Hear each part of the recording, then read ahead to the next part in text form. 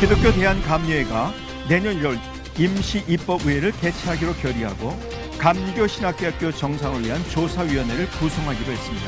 제4차 실행부위원회 소식 잠시 후 전합니다. 종교개혁의 요람 스위스에서 국제적십자 총회가 열렸습니다. 총회 소식과 함께 위대한 기독교 유산을 간직한 스위스의 어제와 오늘, 잠시 후 현지 연결해 자세히 들어봅니다. 사법시험 존치 여부를 둘러싼 갈등이 깊어지면서 피해는 고스란히 학생들의 몫이 되고 있는데요. 현실적인 해법은 무엇인지 하나님의 법, 세상의 법에서 이재만 변호사와 함께 알아봅니다. 안녕하십니까? 유관재 목사입니다.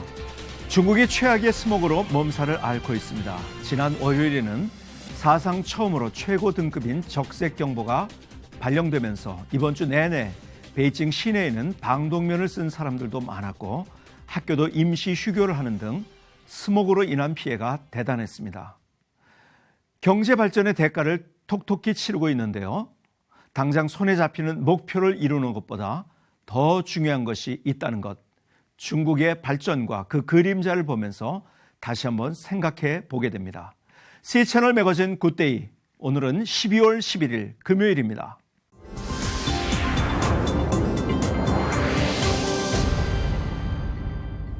첫 순서로 교계 뉴스부터 정리해드립니다. 기독교 대한감리회 제4차 총회 실행부위원회가 열렸습니다. 이날 총실위는 임시입법의회 개최 여부를 결의하고 지난 1년 동안 끌어온 감리교 신학대학교 학내 사태에 대한 진상조사위원회를 꾸리기로 했습니다. 최은원 기자가 보도합니다. 지난 10월 말 기독교 대한감리회 입법위에서는 기간 동안 다루지 못한 개정안을 논의하고자 임시입법의회를 개최하고 감독회장에게 개회 날짜와 장소를 위임하기로 결의했습니다. 그런데 입법의회 마지막 날 의장인 전용재 감독회장이 폐해 선언을 하는 실수를 저지르면서 임시입법의회 개최 여부가 불투명해졌습니다. 폐해 선언을 한 만큼 입법의회 소집이 다시 상임기구인 총회 실행부위원회의 권한이라는 해석 때문입니다. 임시입법회의를 지난번 폐해 전에 하루 정도 더 해서 하자 하는 동의 제청이 있었고 결의는 됐지만 총실위에서 임시입법회의 할 거 없다라고 표결을 할 수도 있답니다. 이런 경위로 열린 제4차 총실위에서는 임시입법회의 개최를 두고 지지부진한 논의가 이어졌습니다.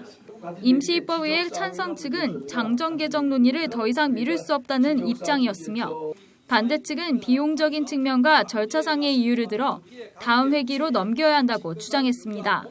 이처럼 양측의 입장이 한치의 물러섬 없이 팽팽한 것은 지난 입법회에서 무산된 감독회장 2년 임기안이 현장 발의로 다시 논의될 가능성이 있기 때문인 것으로 풀이됩니다. 평행선을 긋던 논의는 전용재 감독회장이 지난 입법위에서 다뤘던 안건은 절대 다루지 않겠다고 못 받고 나서야 정리됐습니다. 애당초 답이 안 되는 거예요. 이미 지난번에 폐해되고 지난번 안에 결의된 거는 다시 또 올라올 수가 없게 돼서 같은 회기거든. 31회 회기니까. 거수 투표 결과 이날 모인 재석 인원 27명 중 9명만이 임시입법위에 반대하며 개최가 결정됐습니다. 임시입법위회는 다음 달 셋째 주간에 열릴 것으로 보이며 구체적인 날짜와 장소는 추후 공지하기로 했습니다. 한편 이날 총실이 기타 안건으로는 지난 1년 동안 학내 분규를 겪고 있는 감리교 신학대학교 사태에 대한 특별대책위원회 구성과 감신대 김인환 이사장 고발 청원이 상정됐습니다. 대책위 안건과 고발건은 부결됐지만 감신대 학생들이 재결의를 강력하게 촉구하면서 조사위를 구성하는 것으로 일단락됐습니다. C채널 뉴스 최은원입니다. C채널과 국민일보가 2016년을 맞아 신년 특집 좌담 한국교회 희망을 말하다를 마련했습니다. 사회적 영향력 회복과 우리 시대 종교개혁의 의미에 대해 나눈 좌담 내용을 유성은 기자가 정리했습니다.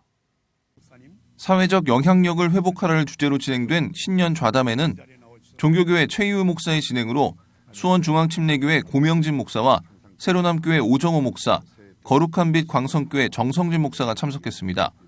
참석자들은 대한민국과 한국교회의 위기와 원인에 대해 논의하는 시간을 가졌습니다.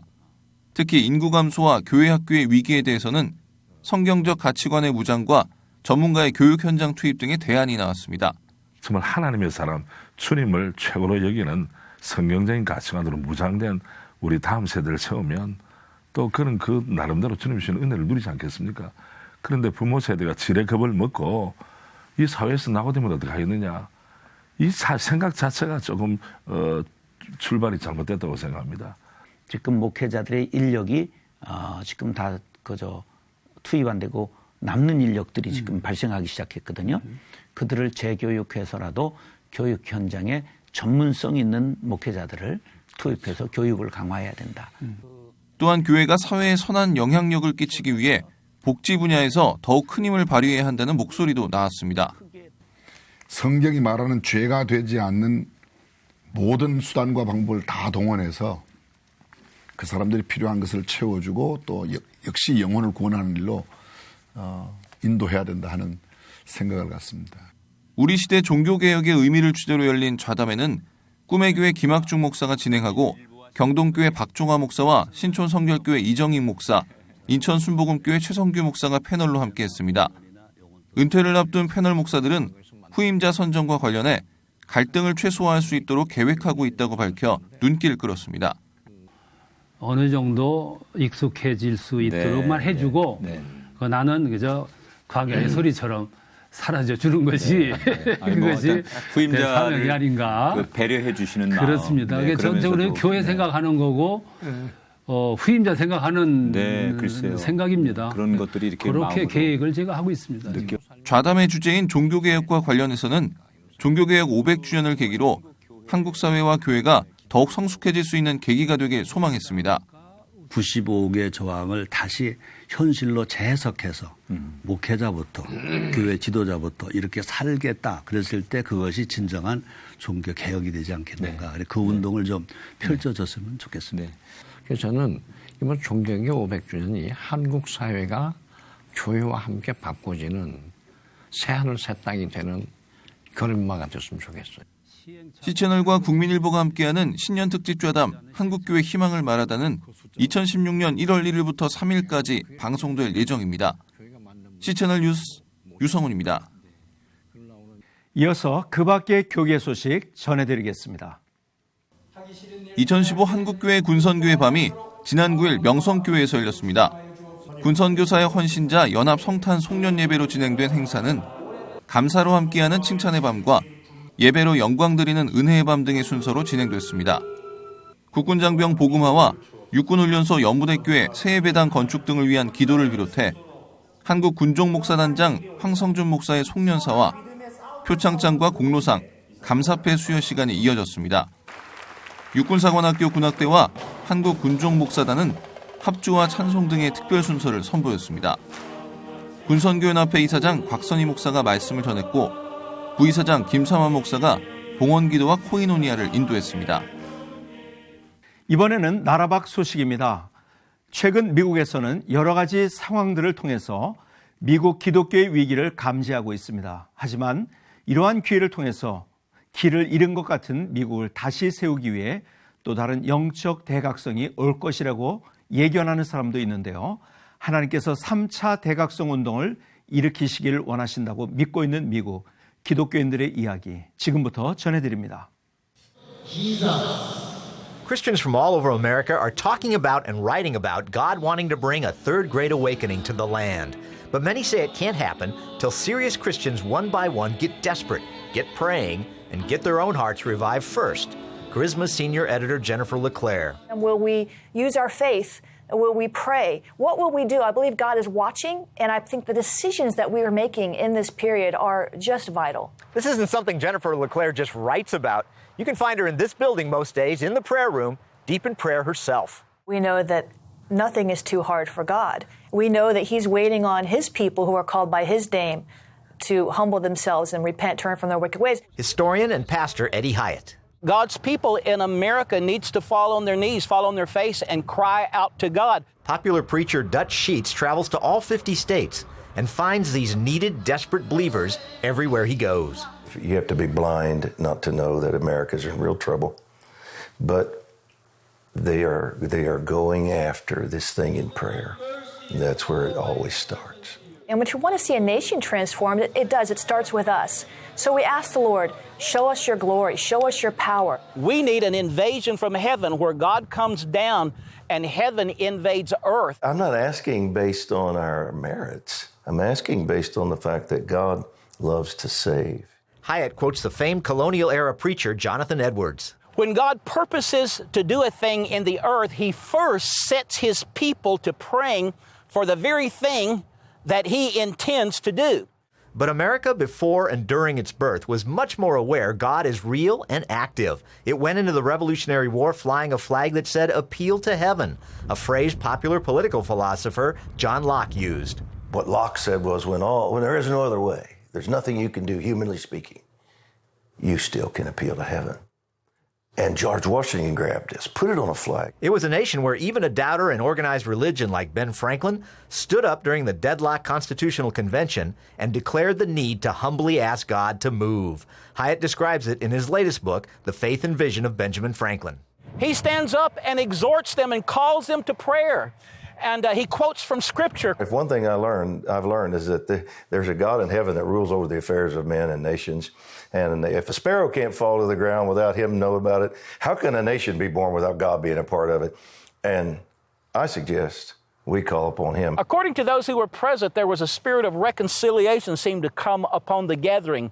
And they went back together and they hammered out the American Constitution. All three authors believe it's important for Christians to recall and retell such stories, so all realize the God who powerfully moved in earlier awakenings can do it again now. When we testify to what God has done in the past, it not only builds our faith, but I believe it causes him to move on that again. We're putting him in remembrance of what he did. At particular times in this nation's history, when it's faced great crises, God has preserved this nation by visiting us with great spiritual awakenings. And you can be a catalyst to keep this great American story going. Begin by looking around and seeing where God would have you. He'll show you if you pray.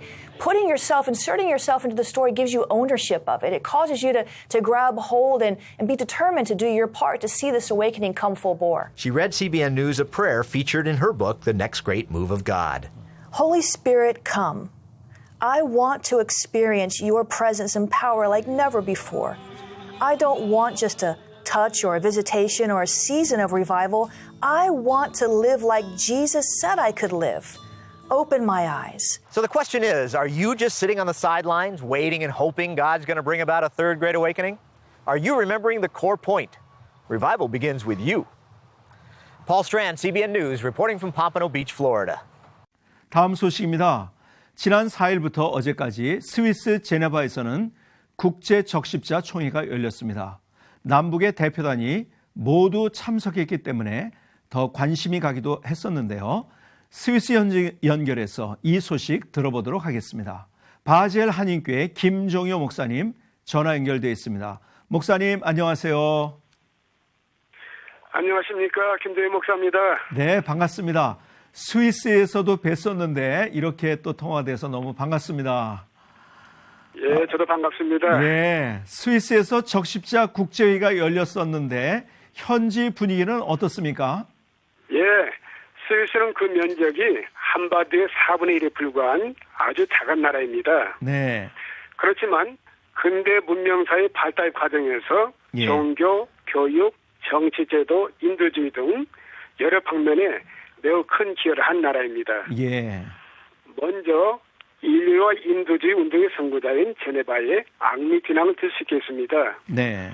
그는 19세기 최고의 인류적 업적인 국제적십자위원회의 창시자로 그 공로가 인정되어 첫 번째 노벨 평화상 수상자로 선정이 되어지기도 했습니다. 네. 그런 역사적 배경으로 국제적십자총회가 이곳 스위스 제네바에서 열리는데요. 올해가 32번째입니다. 네.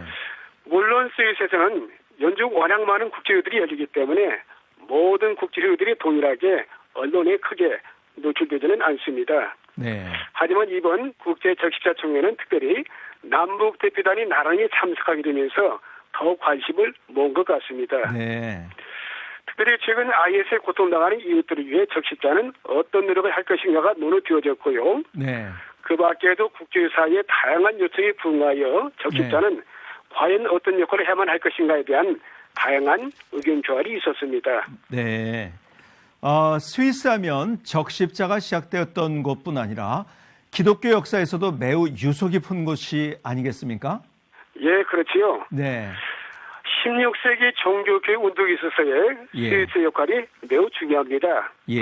독일의 마르틴 루터가 독일에서 활발하게 종교교육 운동을 전개하고 있을 때 마르틴 루터와는 관계없이 스위스의 바젤에서는 요한네스 요클람 파디우스가 바젤시 의회로부터 정권을 위임받아 종교교육 운동을 정책으로 옮겼고요. 예. 또 추리에서는 울리치 지빙렬이가 추리시 의회로부터 정권을 위임받아 교육 정책을 수립하고 또 실행으로 옮겼습니다. 예.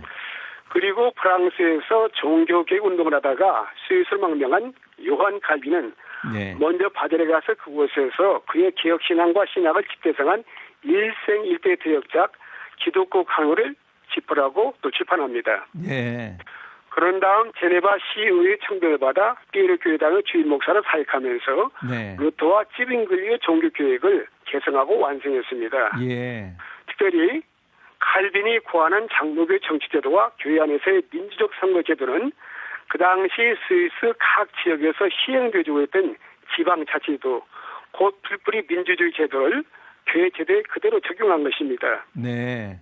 이 제도는 후에 청교도 인민들에 의해서 세워진 미국의 정치제도와 선거제도의 모델이 되어집니다. 예. 현대 민주주의 국가들은 이 정치제도와 선거제도를 기본적으로 수용하고 있습니다. 네. 또 20세기 위대한 목사의 신학자인 바젤의 칼바르트는 방대한 저서를 남기는데요. 그런 특별히 한 손에 있는 성경을 다른 한 손에는 신물이라는 유명한 글을 남겼습니다. 예. 하나님의 말씀이 현실 삶에 그대로 적용되지 않은 설교와 신앙인의 실천적 삶을 강조한 것으로 그렇게 여겨집니다. 예, 그렇군요. 이러한 역사를 안고 있는 곳이고 또 아주 종교개혁의 유산을 가지고 있는데요. 유럽 상황이 비슷하게 했습니다만 종교개혁의 진원지와도 같았던 스위스가 영적으로는 황무한 땅이 되었다고 안타까워하시는 분들도 많지 않으십니까? 그렇죠? 예, 그렇습니다. 예. 스위스는 공식적으로는 850만 인구 중 90% 이상이 기독교인입니다. 그렇지만 실제로는 우리가 상식적으로 생각하는 다시 말해서 주일날 교회에 가는 그런 기독교인들은 극히 일부입니다. 아마도 10만 명에서 20만 명가량의 주민들이 진짜 주일 성수하는 기독교인들 아닐까 생각이 드는데요. 그나마도 우리나라처럼 주일 새벽 예배, 주일 낮 예배, 저녁 예배, 수예배, 구역 예배, 그리고 새벽 기도, 철학 기도 같은 이런 다양한 교회 프로그램에 적극적으로 참여할 수 있는 이런 기독교인들은 정말 극소수입니다. 다른 유럽의 교회들도 마찬가지지만 스위스 교회가 이처럼 수투되어진 것은 복음적 신앙과 신학을 거부하는 소위 자유주의 신학자들이 대학의 신학부들을 장악하고 있기 때문입니다. 그들에게 신학교육을 받은 목사나 설교자들은 복음적 설교를 거부하고 성경적 신앙생활을 무너뜨리는데 앞장서고 있습니다. 실제로 바른 신앙생활을 추구하기를 원하는 신자들은 이 같은 스위스 교회 현상을 매우 안타까워하고 있습니다. 유럽과 스위스 교회가 그 옛날 종교 교육자들의 복음적 신앙과 신학을 회복할 수 있도록 한국 교회가 중보 기도에 힘써 주시도록 간곡히 부탁을 드립니다. 네. 오늘 마치 스위스를 다녀온 것 같은 느낌이 드는데요. 종교개혁의 위대한 유산을 물려받은 스위스가 영적으로 깨어나고 또 그 위대한 신앙의 유산을 다음 세대에도 아름답게 계승되길 기도하겠습니다. 목사님, 오늘 소식 감사합니다. 예, 목사님 감사합니다.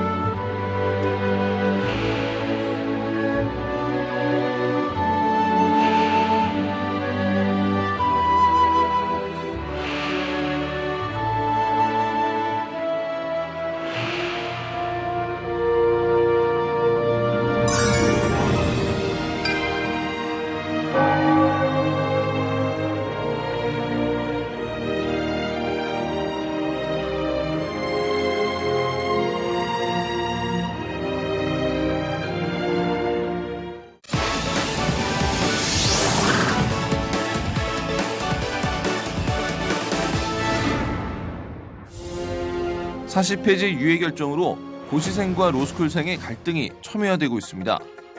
법무부가 사법시험 폐지 4년 유예 입장을 발표한 뒤 사시 존치를 원하는 쪽과 로스쿨로 일원화를 바라는 쪽이 각각 실력 행사에 나섰는데요. 양측의 갈등이 팽팽한 가운데 암초에 부딪힌 사시 폐지 유예 논란, 하나님의 법, 세상의 법에서 알아봅니다.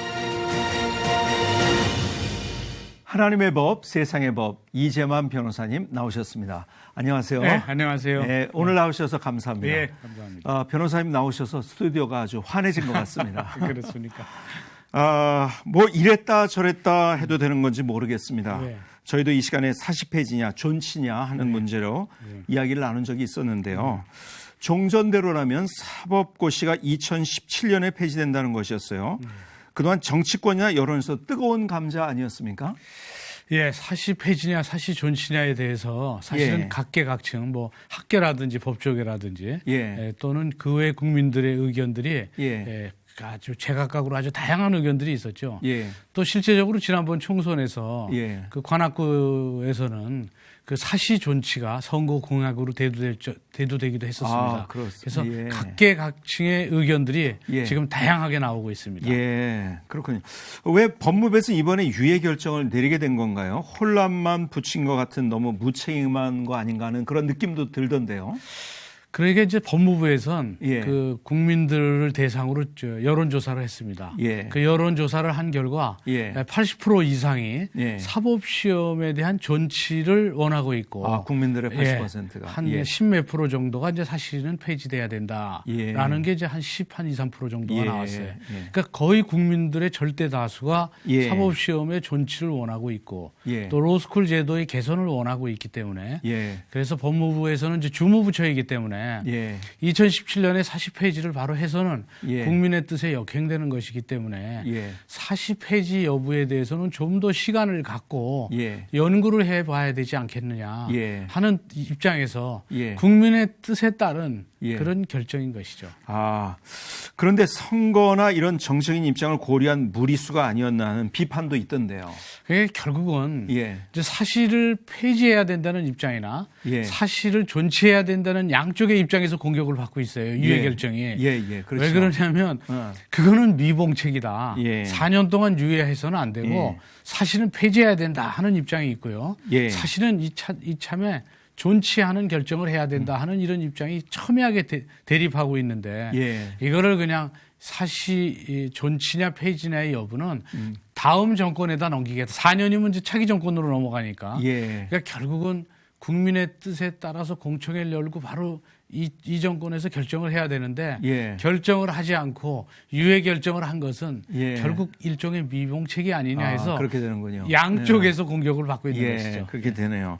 많은 분들이 궁금해하시는 것을 다시 한번 정리를 해보자면 사시냐 로스쿨, 이 사시냐 아니면은 로스쿨이냐 이 둘 중에 하나는 꼭 없애야 하는 건가라는 거예요. 그게 이제 뭐 여러 가지 방법이 있습니다. 사법시험을 존치하는 방법이 있고요. 또 로스쿨만 그대로 하는 방법이 있고 또 하나는 그 사법시험과 로스쿨을 병존시키는 방법이 있습니다. 이 병존시키는 방법은 또 여러 가지 또 방법들이 있어요. 그러니까 만약에 사법시험을 존치시키면 로스쿨 제도는 실패할 확률이 크다는 것이 이제 로스쿨 쪽 찬성 쪽의 입장이에요. 왜냐하면 사시와 로스쿨 시험하고는 이제 아무래도 좀 차이가 있으니까 지금 사법 시험은 한 100명밖에 안 뽑고 또 로스쿨은 1,500명을 뽑으니까 이 숫자도 문서 적은 데다가 사시에 합격한 사람들은 공부 기간이 보통 10년이 넘습니다. 법과대학을 졸업하고 뭐 포함하면. 근데 로스쿨의 경우에는 법학을 전혀 공부하지 않은 사람도 불과 3년 만에 결국 법조인이 되기 때문에 그 현재로 봐서는 상당한 이제 갭이 차이가 나죠. 그렇군요. 그런 차이 때문에 결국 사시가 유지가 된다면 로스쿨 제도는 실패할 것이다. 이건 이제 로스쿨 쪽의 이제 입장이기도 하고요. 그 사법시험의 존치를 찬성하는 측의 입장에서는 로스쿨과 사법시험 출신자들이 서로 자유롭게 경쟁을 시키면 자연스럽게 차별은 없어질 것이다. 그리고 또 하나는 로스쿨은 그 비용이 원체 많이 들기 때문에 돈이 없는 서민이 로스쿨에 입학할 가능성은 상당히 적기 때문에 그러니까 결국은 서민들이 결국 법조인이 될 수 있는 길은 열어줘야 되는 거 아니냐. 그걸 이제 일종의 희망의 사다리라고 해서 그렇죠. 희망의 사다리를 없애버려서는 안 된다. 그러니까 국민의 대다수는 적어도 희망의 사다리로 올라가는 것이 너무 바늘구멍 같고 좁다고 하더라도 그 사다리 자체가 없어진다 그러면 너무 허탈하다. 그러니까 그 사다리는 그냥 존치해 놓자. 그래서 정말 열심히 하는 사람은 그 희망의 사다리로 올라갈 수 있게 가난한 사람이 법조인이 될 가능성도 없어지고 뭐 이런 여러 가지 때문에 사법시험을 이제 찬성하는 측에서는 사법시험은 존치돼야 된다 이렇게 주장을 하는 거죠. 사법시험이 됐든 아니면 로스쿨이 됐든 이런 과정을 준비하는 사람들은 자신의 미래를 위해 많은 것을 포기하고 노력하는 와중에 있는 사람들이지 않습니까? 정책이 이랬다 저랬다 하니까 공부도 내팽개치고 집단 자퇴서를 내거나 아니면은 삭발하고 반발하고 나섰는데요. 이게 참 안타까운 현실이에요. 그래서 사법시험 수험생들은 삭발을 가만히 하겠다고 하고 또 그리고 로스쿨 학생들은 집단 자퇴서를 제출하겠다고 그러고 또 로스쿨에 거기에 또 교수분들은 앞으로 뭐 사법시험에 대한 일체 그 시험 출제위원회 응시하지 않겠다 이러고 있어요. 그런데 이제 우리나라의 법학 교수들은 사실은 두 부류로 돼 있습니다. 로스쿨의 법대 교수들이 있고요. 법과대학 교수의 법대 교수들이 있습니다. 그래서 사실은 이제 법과대학이 훨씬 더 많죠. 그러니까 대부분의 법과대학은 사법시험을 존치를 주장하고 있습니다. 그리고 이제 로스쿨이 있는 대학은 법과대학을 로스쿨로 바꿨기 때문에 이 로스쿨 교수들은 로스쿨의 존치를 주장하고 로스쿨이 없는 법과대학은 이 사법시험이 있어야 된다고 이제 서로 그래서 법학교수회에서는 이제 사시 존치를 주장하고 그러니까 대학교 교수들도 이렇게 갈려 있어요.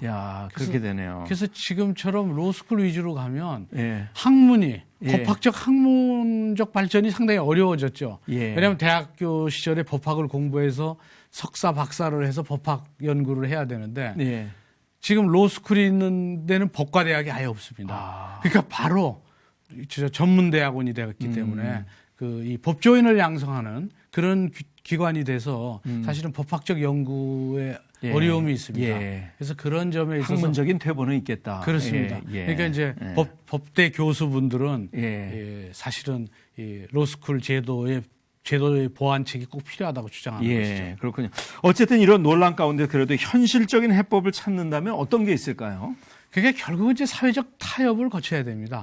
사법시험이라는 것이 옛날에 말하면 이제 과거죠. 이 과거라는 것은 이제 삼국시대부터 있어 왔고 그리고 고려시대, 고조선 시대를 거쳐서 대한민국까지 아주 오랫동안 이렇게 맥을 이어온 오랜 전통이 있는 제도죠. 사실은 이게. 그런 오랜 전통이 있다는 것은 그만큼 합리성이 있다는 것이죠. 내부적인 그 사회적 타당성도 있고. 근데 이것이 이제 7년 전에 사실은 이제 국회에서 폐지가 됐는데 그 당시 여러 가지 이제 입법에 의해서 모든 이 논의에 의해서 공청회를 거쳐서 된 게 아니라 사실은 법안의 어떤 졸속적으로 사실은 바로 처리가 됐었어요. 그 당시 입법의 이제 과정에서. 그렇기 때문에 이번에는 그렇게 졸속으로 하지 말고 로스쿨 제도가 필요하다 그러면 필요한 대로 왜 필요한지를 한번 검토해보고 그리고 잘못된 부분이 있다 그러면 왜 잘못된 부분인지 이거 보완을 어떻게 할 것인지 이제 그 부분에 대해서 사회적 타협을 거쳐야 되겠죠. 공청회도 열고 국민의 의사도 또 국민의 의사가 그렇다 그러면 헌법도 바꾸는 세상이니까 뭐 이 사법시험에 존치할 것인지 폐지할 것인지 로스쿨 제도 자체도 폐지할 수도 있는 거니까 로스쿨 제도를 폐지할 건지 아니면 존치한다 그러면 어떻게 할 건지 이런 점에 대해서는 사회적인 어떤 타협이 있어야 되겠죠. 그리고 이제 사실을 만약에 폐지한다 그러면 로스쿨 제도의 문제점을 어떻게 보완할 것인지 그래서 이제 보완책이 대체적으로 나오는 것이 이제 로스쿨 제도는 그대로 조금 더 이 제도를 한번 운영해 보고 나서 잘못된 게 있으면 고쳐나가야지 바로 폐지하기보다는 우선 존치는 하자 로스쿨 제도. 그리고 사법시험 제도도 또 한편 병존을 시켜서 양쪽에서 결국 법조인이 될 수 있는 길을 투트랙으로 가자는 그런 게 있고요. 또 하나는 로스쿨 제도, 로스쿨을 나오면 변호사 시험을 볼 수 있게 하고 또 로스쿨은 너무 비용이 많이 드니까 독자적으로 사법시험과 같은 시험은 아니지만 그 정도 어려운 시험을 만들어서 그 시험에 합격하면 로스쿨 졸업생하고 똑같이 변호사 시험을 볼 수 있는 자격을 두자. 그래서 이건 사법 시험이 아니고 변호사 시험은 하나인데 변호사 시험을 응시할 수 있는 자격을 로스쿨 졸업생과 또는 로스쿨에 들어갈 수 없는 사람이 별도의 시험을 봐서 응시할 수 있게 이런 투 트랙으로 두 단계를 거쳐서 법조인이 되게 하는 길을 만들자. 이런 이제 여러 가지 제도적인 보완책을 지금 그 학계에서 많이 연구 결과들이 나오고 있습니다. 제도나 이러한 시스템들은 계속 이제 더 나은 것을 위해서 이제 발전하는 거 아니겠습니까? 그렇습니다. 원래 사법 시험이 고등고시였었죠. 그렇습니다. 고등고시의 사법 시험으로 또 이제 로스쿨 제도가 생기고, 그래서 로스쿨 체제의 시작을 생각해 보면요. 사법 시험에 대한 반성으로부터 시작한 거 아니겠습니까? 좀 더 잘해보자. 근데 법 쪽에서 벌어지고 있는 현재의 갈등들, 부디 정치적으로 풀지 말고 국가의 미래를 생각하는 결정으로 모든 것이 해석되고 진행되고 그래서 더 발전적이 되었으면 좋겠다 그런 생각이 드네요. 물론 이제 이런 모든 제도, 뭐 제도보다도 더 중요한 건 이제 제도를 운영하는 사람들이 어떻게 운영하느냐가 문제인데 우선 지금 현재 제도가 문제가 됐으니까 이 제도는 정치적으로 어떤 정치적인 뭐 어떤 특정 집단의 이해를 위해서거나 또는 정치적인 어떤 이해관계에 의해서 결정해서는 안 되고 국민을 위해서 국민을 바라보고 결정을 해야죠. 결국 국민을 바라본다는 것은 국민의 뜻이 무엇인가. 그러기 위해서는 공청회도 열고 그래서 국민의 의사도 한번 들어보고 그리고 또 여론조사도 하고 그렇게 되다 보면 결국 국회에서도 국민의 의사에 따라서 입법을 하는 것이기 때문에 국민의 뜻이 가장 중요하겠죠. 그래서 국민이 어떤 생각을 갖고 있는지 또 어떤 제도가 국민을 위한 제도인지 이 점에 따라서 결국은 이 제도를 보완하고 어떤 제도가 좋은지 결국은 결정을 해야 될 것입니다. 한나라 법관들의 역할이 얼마나 중요합니까? 이 문제는 정치적으로 풀 일은 결코 아니지 않겠습니까? 미래의 대한민국을 어떤 모습으로 만들어가야 될지 좀 더 진지한 대화, 논의가 있기를 바랍니다. 이재만 변호사님 오늘 나오셔서 좋은 말씀 감사합니다. 감사합니다.